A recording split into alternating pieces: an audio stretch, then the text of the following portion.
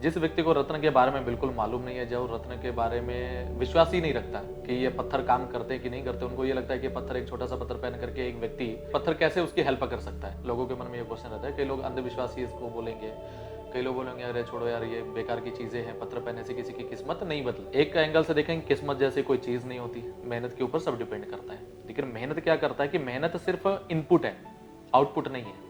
पहली बात, same college से पढ़े हुए 10 प्रकार के लड़के, 10 लोगों का अलग अलग प्रकार की सोच है, सब लोग सेम काम करते हैं लेकिन सबकी तरक्की सब कुछ अलग होता है। पहला कारण, सेम पढ़ाई है, सब कुछ है तो सेम रिजल्ट आना चाहिए सबका, ठीक है। सेम ऐसा नहीं होता क्योंकि सबकी अपनी अपनी क्षमताएं हैं। पहला, रत्न का हमारे बॉडी पर कैसे प्रभाव पड़ता है बहुत आगे का सब्जेक्ट है, पर मैं उन व्यक्तियों के लिए पहले बताता हूँ कि रत्न आखिर काम कैसे करता है हमारे शरीर पर, जो रत्न के बारे में बिल्कुल जानते नहीं या जो विश्वास नहीं करते। रत्नों का जो एनर्जी सोर्स है, क्योंकि कोई भी व्यक्ति काम करेगा, चाहे वो पत्थर हो चाहे वो इंसान हो, हर एक को एक एनर्जी का एक सोर्स चाहिए। बिना एनर्जी के सोर्स की कोई चीज नहीं चलती। निर्जीव वस्तुएं नहीं चलती, हम तो फिर भी सजीव हैं। बिना खाना खाए हम नहीं चल सकते, तो रत्न कैसे काम करेंगे। तो रत्नों का क्या रहता है कि एनर्जी जो सोर्स है वो है प्लेनेट की जो ऊर्जा पृथ्वी पर आती है, कि उससे लेकर के हमारी बॉडी में पहुंचाने का वो काम करते हैं। पृथ्वी पर जो एनर्जी आती है, क्योंकि पृथ्वी से करोड़ों किलोमीटर, अरबों किलोमीटर दूर ग्रह बैठे हुए हैं। शनि ग्रह ले लीजिए आप, प्लूटो ले लीजिए, बृहस्पति ले लीजिए, सब ग्रह बहुत दूर बैठे हुए हैं। पृथ्वी तक की दूरी वो कैसे नापते हैं वो उनके ऊपर है।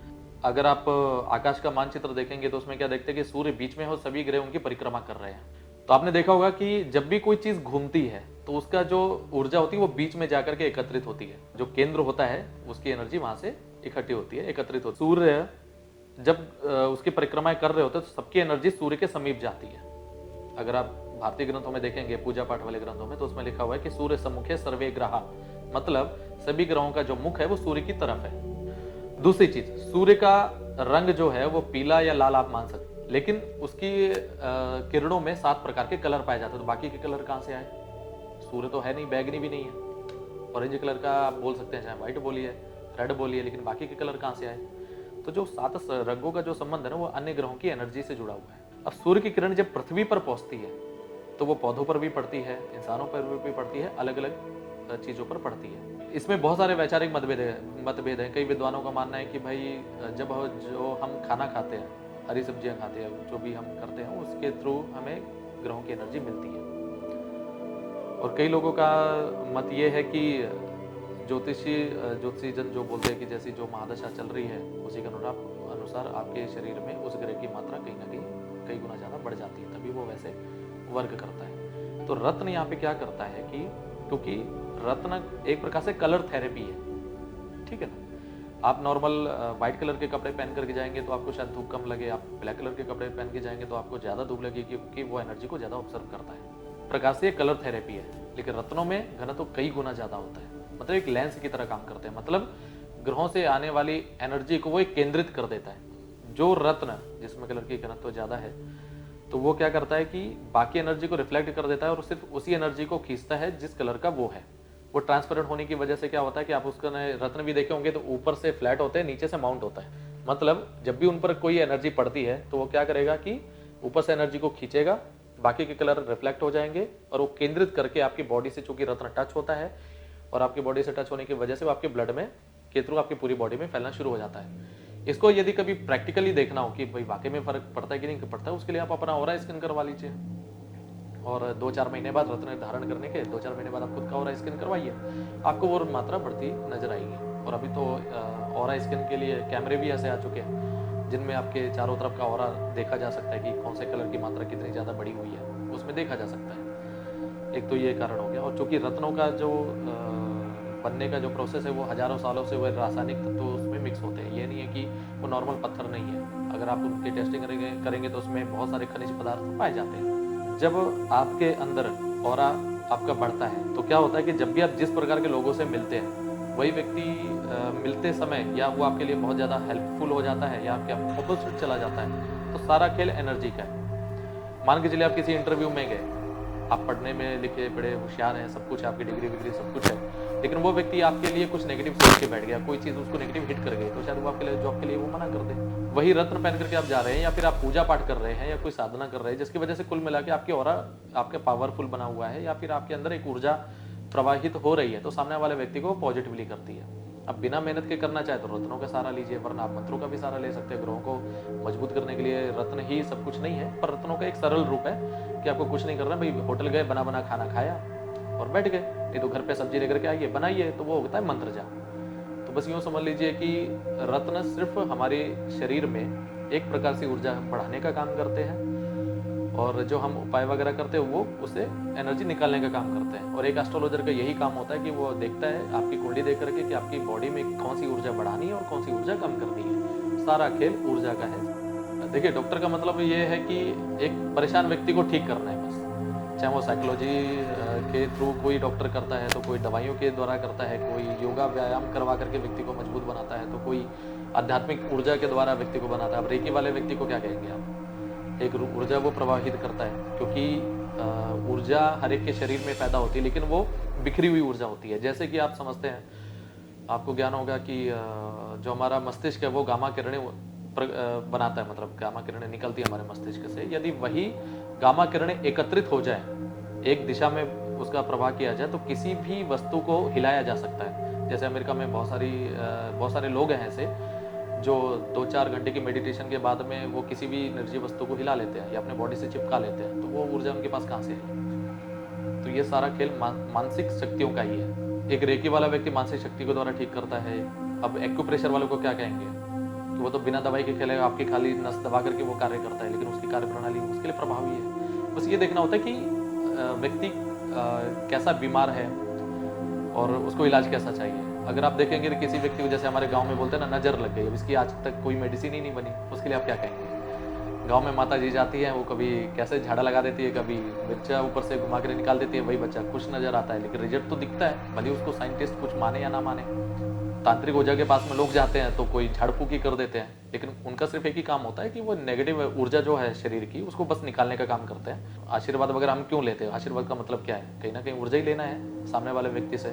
जब आप किसी व्यक्ति के बारे में पॉजिटिवली बोलेंगे तो वो भी एक ऊर्जा निकल रही होती है, और ऊर्जा शरीर से 2 ही रास्तों से ज़्यादा निकलती है, एक मुख से और एक अपनी आंखों से। इसलिए लोग बोलते हैं मौन व्रत रखिए ताकि आपका शरीर में ज़्यादा से ज़्यादा ऊर्जा बच सके। अब आंखें बंद करेंगे, मेडिटेशन करेंगे, आप ज़्यादा ऊर्जावान महसूस करते हैं, क्योंकि इससे ऊर्जा हम शरीर की खपत नहीं होती। व्यक्ति को कहीं ना कहीं ठीक किया जा सकता है। अब किसी की हड्डी टूटी हो तो उसमें एस्ट्रोलॉजर क्या करेगा? उसके लिए तो डॉक्टर ही चाहिए। किसी की नसें ब्लॉकेज हो तो उसमें आप मेडिसिन ले सकते हैं, अन्यथा आप एक्यूप्रेशर का सहायता ले सकते हैं। पर डिपेंड करता है बीमारी कैसी है तो उसका डॉक्टर कैसा है। पर कहीं ना कहीं एस्ट्रोलॉजर भी एक प्रकार से डॉक्टर की भूमिका निभाता है। एक तो आपने ये देखा कि रत्न जो होते हैं वो ट्रांसपेरेंट होने की वजह से एनर्जी को ऑब्जर्व करते हैं और आपके बॉडी में पहुंचाते हैं, लेकिन कुछ रत्न ऐसे हैं जो ट्रांसपेरेंट नहीं है, जैसे मोती है, मूंगा है, जो कि आपने देखा होगा, मैंने भी पहन रखा है। ये अपने आप में ट्रांसपेरेंट नहीं है, तो फिर ये अपनी ऊर्जा कैसे देते हैं? कुछ प्लैनेट की एनर्जी तो हमें चाहिए, लेकिन कुछ प्लैनेट से संबंधित अपने आप रखते हैं। जैसे मोती है, मोती अगर देखेंगे तो चंद्रमा से संबंधित है।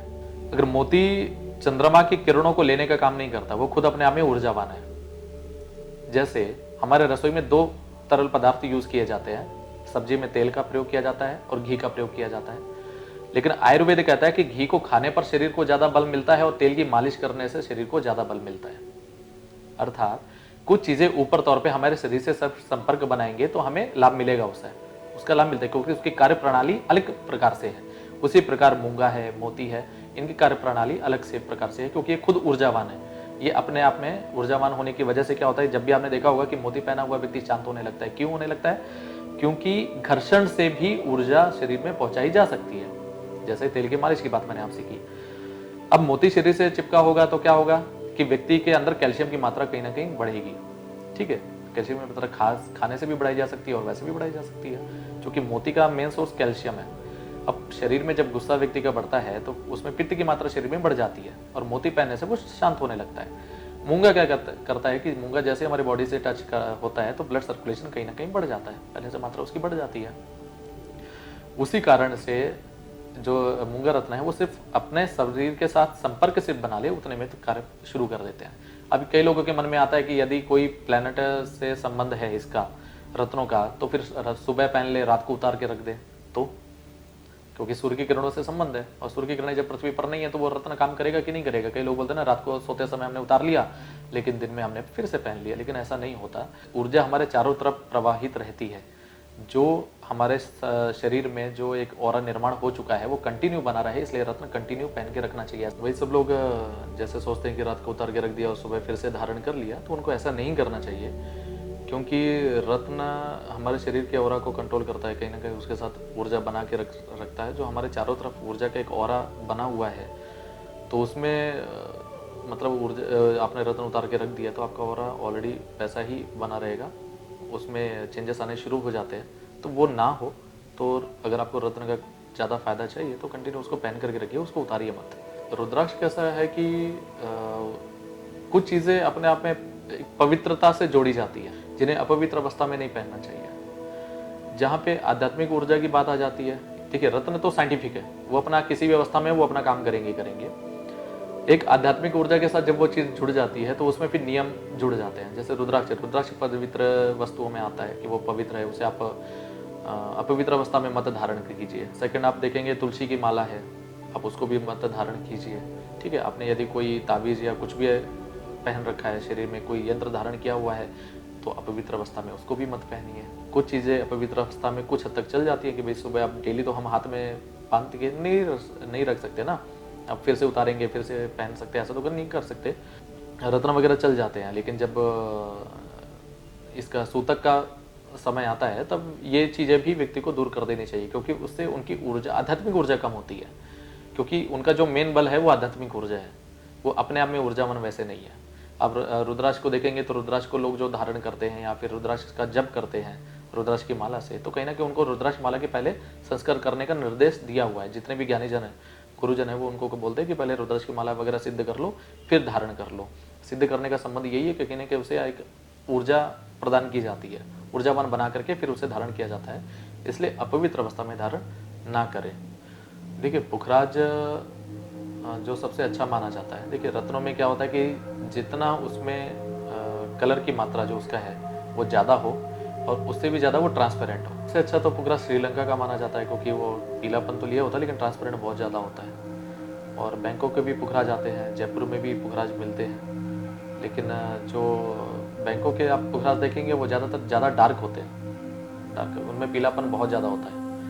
लेकिन पीलापन होने के साथ में जितना ज़्यादा ट्रांसपेरेंट होंगे उतना फास्ट वर्क करेंगे वो आपके लिए। श्रीलंका के पुखराज में खास बात ये होती है कि ऊर्जा की मात्रा कई गुना ज़्यादा देखी गई है, जो भी लैब में टेस्टिंग या जो भी हुई हो, ऐसा सुना है विद्वानों से। और दूसरा ये भी है कि उसमें शुक्र की भी ऊर्जा को खींचने की एक पावर होती है। श्रीलंका वाला डबल काम करता है, साथ में शुक्र और गुरु दोनों को ठीक करने का भी काम करता है। अगर किसी की कुंडली में हम देखते हैं कि सिर्फ गुरु को बल देना है, तो उसके लिए हम श्रीलंका का प्रेफर नहीं करते एक बार के लिए कि आप श्रीलंका का पहने। लेकिन अगर हम देखते हैं कि शुक्र भी उसके लिए महत्वपूर्ण है, तो कहीं ना कहीं उसके लिए पुखराज श्रीलंका का ज़्यादा फायदेमंद साबित होता है। जिनको अपनी कुंडली के विषय में नहीं ज्ञान है, तो वो नाम के अक्षरों से अपना राशि निकाल करके वो रत्न धारण कर लेते हैं, और कईयों को नहीं पता है कि वो रत्न कौन सा धारण करे, कौन सा उनके लिए लाभदायक है। तो देखिए, उससे सबसे अच्छा कार्य ये होता है कि कुंडली दिखवा करके आपको क्या चीज़ चाहिए, मतलब आपको बिजनेस चाहिए या संतान को लेकर के समस्या है या फिर तरक्की को लेकर के समस्या है, पर्सनल लाइफ और प्रोफेशनल लाइफ के लिए हर एक अलग अलग रत्न निर्धारित किए गए हैं। प्रत्येक कुंडली के हिसाब से अलग अलग रत्न होते हैं। आपको कौन सा रत्न पहनना चाहिए, इसके लिए आप कॉन्टेक्ट कर सकते हैं और आपको आपकी जन्म कुंडली की पूरी डिटेल दी जाएगी, और साथ ही आपको कौन सा रत्न किस कार्य क्षेत्र में कार्य करेगा उस विषय में आपको पूरी जानकारी दी जाएगी। यदि आपको किसी भी प्रकार का मार्गदर्शन चाहिए तो आप मुझसे कांटेक्ट कर सकते हैं सुबह 10 बजे से लेकर के शाम से 5 बजे तक।